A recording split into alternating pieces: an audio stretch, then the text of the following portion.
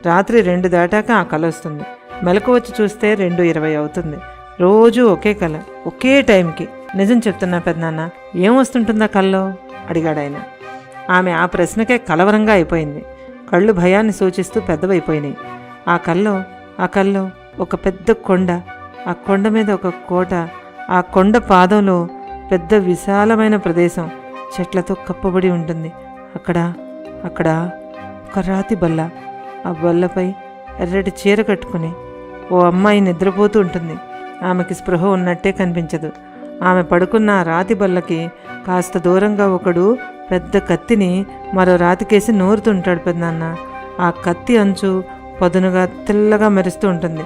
ఆ చోట్లోనే ఆ అమ్మాయికి కాస్త దగ్గరగా ఓ ముసలివాడు చిన్న గట్టు మీద కూర్చొని చేతికర్రలో పొడవైన కత్తిని దింపి దానికి రత్నాలు మణులతో ఉన్న పిడిని బిగిస్తూ ఉంటాడు.